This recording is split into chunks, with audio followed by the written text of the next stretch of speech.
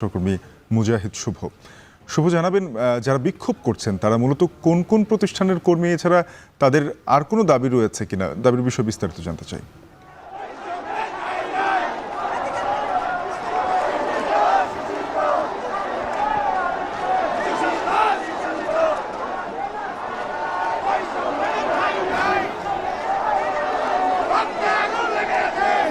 শাফিন, এক দফা দাবিতে শাহবাগে হাজার হাজার মানুষের ঢল।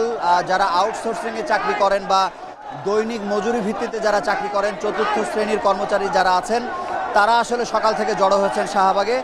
আপনি দেখতে পাচ্ছেন যে শাহবাগের চারপাশে প্রায় হাজার হাজার আসলে কর্মচারীদের ভিড়, তারা এখানে এসেছেন এবং বলা যায় প্রথম দিকে তারা শাহবাগ মোড়ের সামনে আসলে এসে জড়ো হলেও এখন কিন্তু তারা মোটামুটি শাহবাগ মোড় আসলে দখল করেছেন এবং চারপাশের যান চলাচলও কিন্তু আসলে বন্ধ হয়ে গেছে।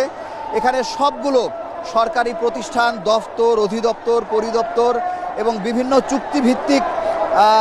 চুক্তিভিত্তিক যারা আসলে কাজ শুরু করেছিলেন, যাদেরকে আসলে দৈনিক মজুরি আসলে দেয়া হয়, কিন্তু তারা বৈষম্যর শিকার হয়েছেন। এই অর্থে তারা বারবারই আসলে বলছেন যে তাদেরকে প্রায় 6 মাস পর্যন্ত বেতন আটকে দেওয়া হয় এবং যেই বেতনটি আসলে তাদেরকে দেওয়ার কথা ছিল সেটিরও একটি অংশ ঠিকাদার প্রতিষ্ঠানরা আসলে সেই জায়গা থেকে কেটে নেয় এবং তাদের কোনো বোনাস বা অন্য ধরনের কোনো ভাতা তারা পায় না।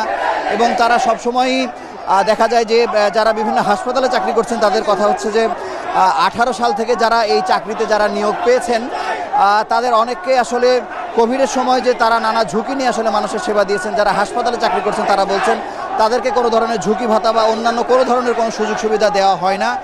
এবং তারা এটিও বলছেন যে তাদের চাকরিরও কোনো নিশ্চয়তা না থাকার কারণে যখন তখন যে কোনো কারণে চাকরি থেকে আসলে বাতিল করে দেওয়া হয়।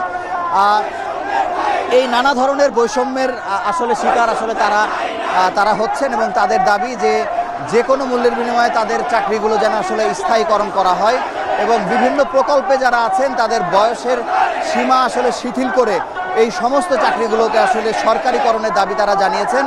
এবং তারা বলছেন যে ঢাকাতে মোট 26,000 এমন কর্মচারীরা আছেন এবং সারা বাংলাদেশে লক্ষ লক্ষ কর্মচারীরা আছেন। তারা এই বৈষম্যের শিক্ষার, তারা যে কোনো মূল্যে আসলে এই পরিস্থিতির অবসান চান। তো এই ছিল এখানকার সবশেষ খবর।